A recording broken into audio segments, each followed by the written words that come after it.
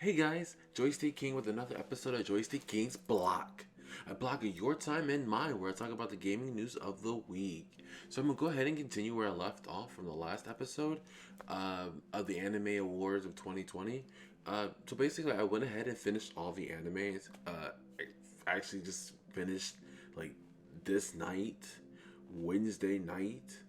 I just finished Keep Your Hands Off Ian because I was really slumping on it. I was like, I really want to finish it. But my friend gave me some encouragement. He said, Mike, you got this. Go ahead and do this. And I was like, you know what? You're right, man. You're right. So I actually started watching it, and it actually placed higher in my ranking than it not being in my ranking at all. Because why would I do that? That's wrong. So, yay. So I'm gonna go ahead and start off my list. That's actually number 6 is Beasters. Now I actually liked some ideas of Beasters. Is really cool. It's just that it's been done before. It's basically a Zootopia but with adult themes. I mean, Zootopia's been done before, but not like animals with like love. Because Zootopia didn't fall in love, but this animals fall in love, like like love. But anyways, it's really cool and it has an interesting dynamic with that idea. And then I actually like some of the animations. The wolves, the bunnies, the deers. They the main animals. They look actually pretty nice, especially in action and motion. It was actually entertaining to look at, especially like that intro. It's great in the puppetry. I actually played it in my clip before. I think I did. Yeah, I played it in the clip before. I actually show it right now. But yeah, it's really dope. But this actually the issues why it's on the bottom of my list is just that like uh, I don't like when the narrative sticks on that one thing of is herbivore versus carnivore. First it's the wolf, then it's just no. First it's not just the wolf. It's the whole entire like story. It's just about herbivore versus carnivore, and it's like how do you evolve from that when you're animals and you're not humans. Not to say that humans are better than animals. It's just that like humans can evolve in a different mentality and get past a certain idea, even though we bury it inside and then we want to like suppress it, and then we have to somehow take it out in the outlet and try not to kill nobody and do wrong things. And I'm sorry, now I'm ranting and I need to take it back, bring it back, bring it back, bring it back. But yeah, Beasters.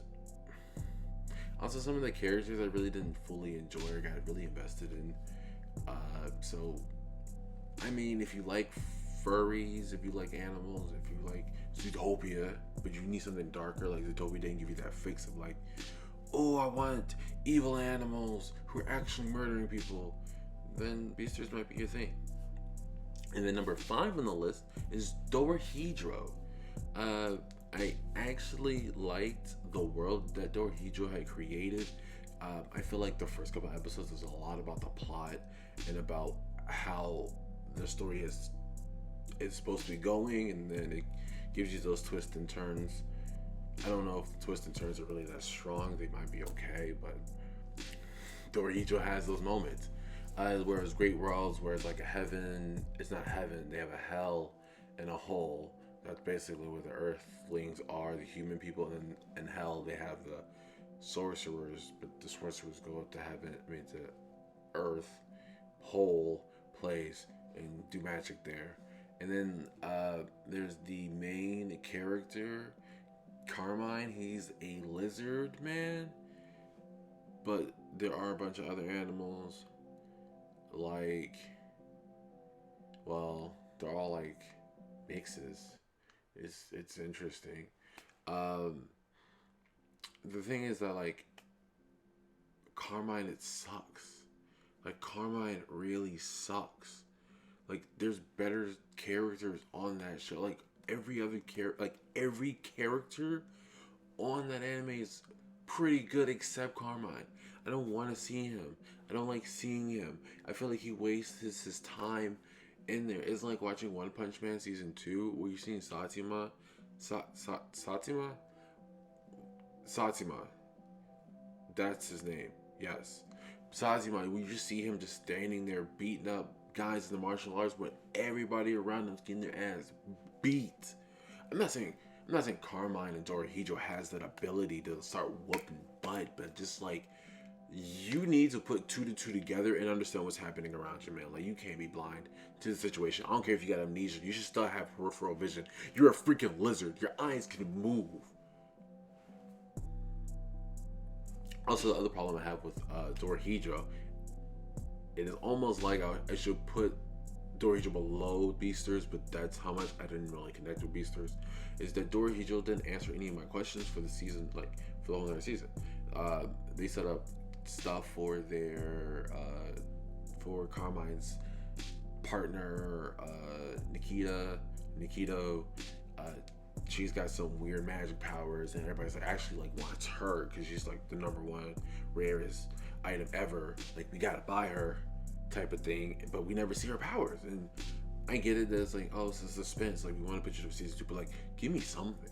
Give me like a little taste. Like, oh, I actually want to see it in action. Like, oh, but they don't. And now I'm like, do I really want to see another season of Dorohedro? Like, do I really want to sit through fucking 12 more episodes of Carmine? No, I don't. Let me just sit here for a second. The pain's gone, man. The pain's gone. Let's go ahead and go to number 4. Not as painful, but has a point of like, ouch. But let's talk about the good points. ep1 man. It's a really great. I don't know why I said great. It's a really good anime of setting up a villain.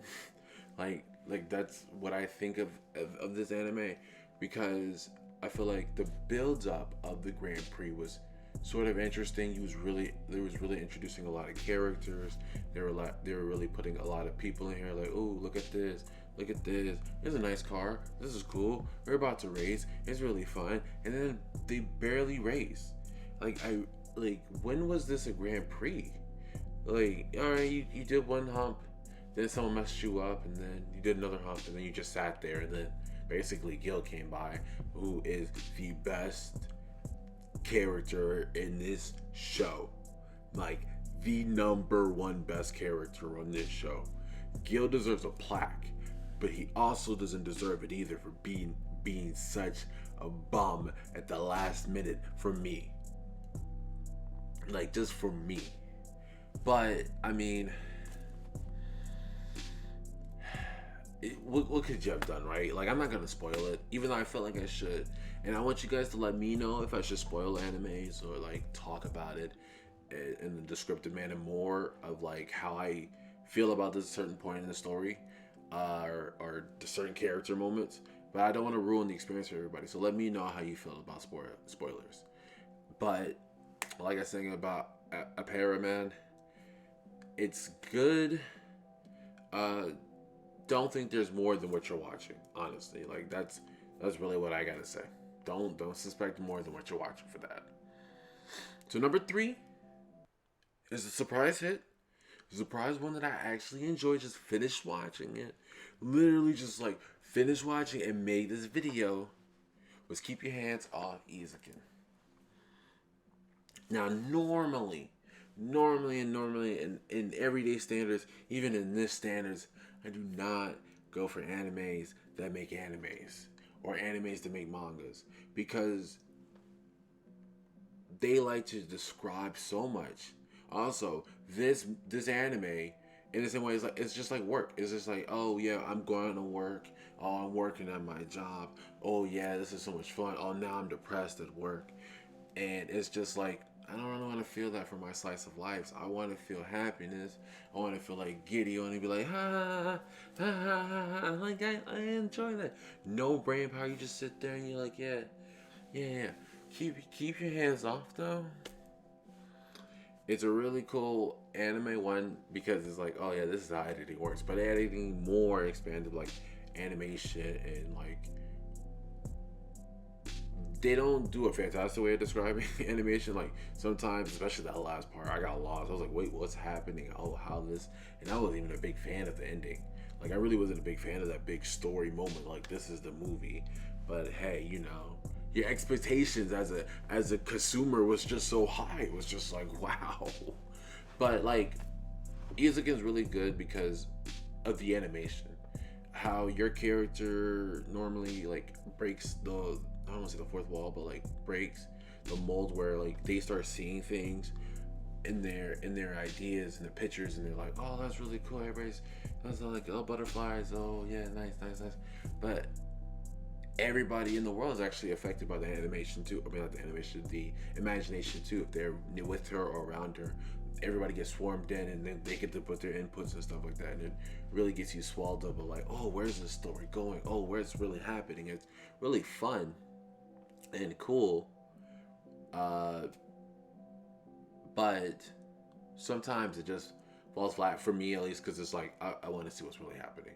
Not like I don't like animation. I mean, imagination story elements. It's just that you get to a point where like, what's reality? Let's get to reality.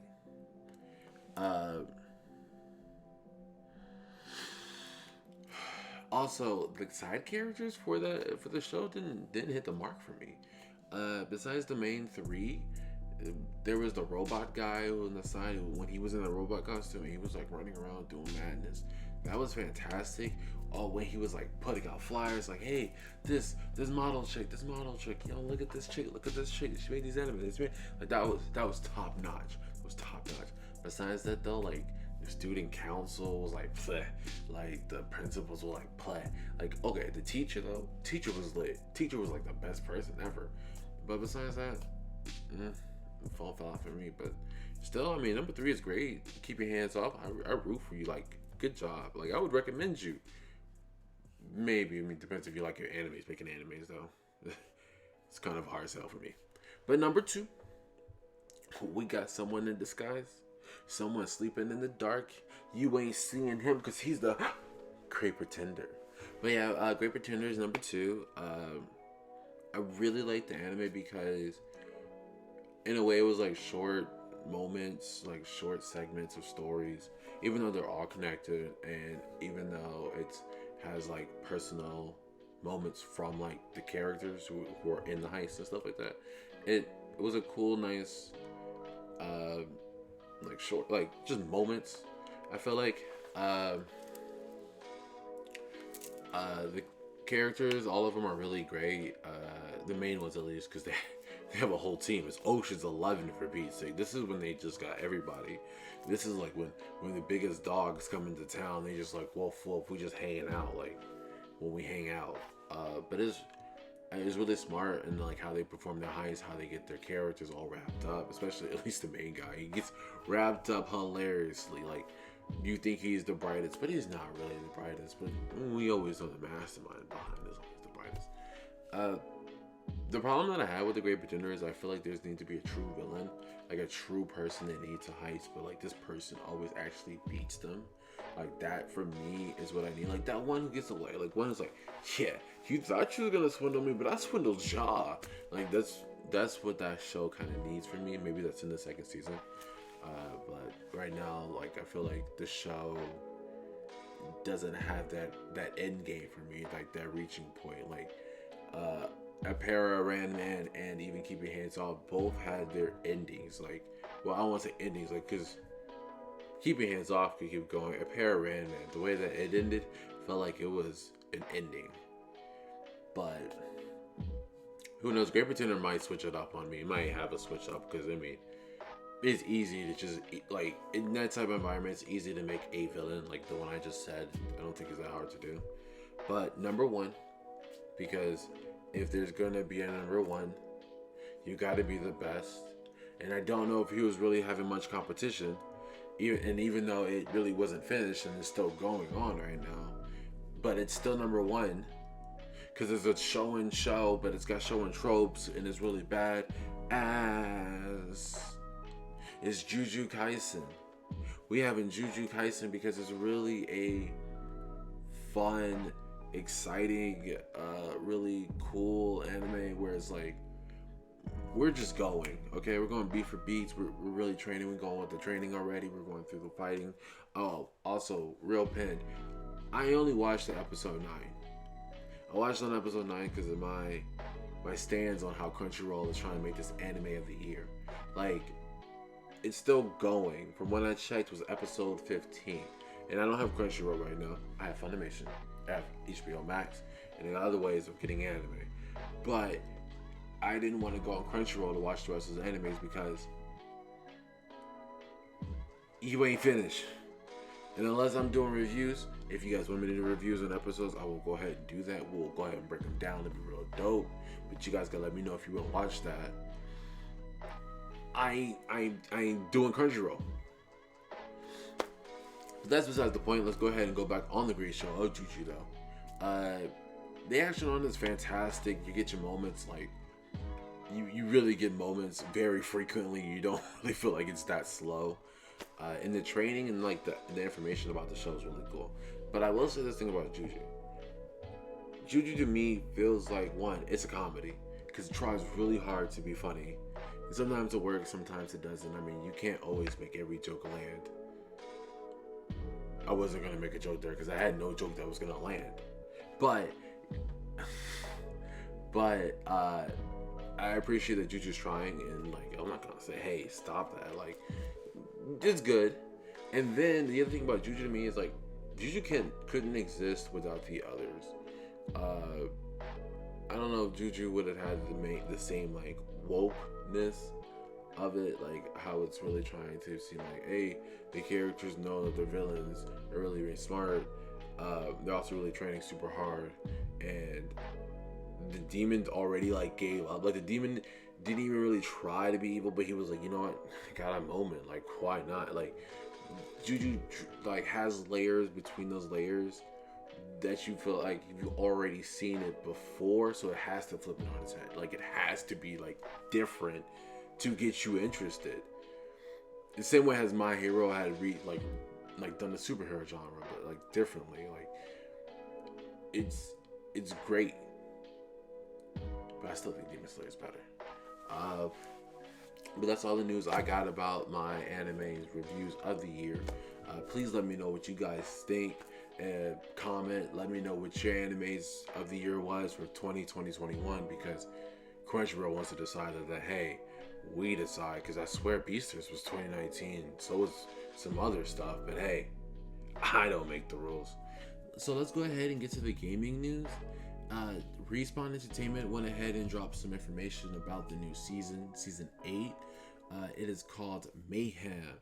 They're going to go ahead and introduce a new character named Fuser, and they also went ahead and dropped out a new trailer of Stories from the Outer Lands, where it explains about Fuser and his story with his friend, and how he basically lost his arm and got a mechanical one. I think it was real dope. I've seen some of the information. It looks like he might have a missile that comes out of his arm. That's gonna be really cool. And assault, just assaulting. I just love being aggro. You got to be aggressive, man, to win. Sometimes you really gotta get them kills. But besides that, they're also introducing a new gun, the 3030 level action repeater. I think it's gonna be really dope. It's kind of different to imagine like how the weapons is. It's also going to be actually a heavy type of ammo. It's just going to be interesting, like thinking about how you're going to click back the gun and try to make that shot. They're also going to do some additions to Kings Canyon. Don't know as what yet as of now, but you know, it's real close to releasing. It's like almost 2 weeks away, so go ahead and get your battle passes up. February 2nd is almost right around the corner, and I said just jump on it. Also, if you guys want to play some Apex, hit me up, let me know. I'm looking for a squad all the time, man. Need to get my levels up too. Thank you again, guys, for clicking on this video. Please again keep commenting, liking, and sharing. Let's go ahead and get this momentum going.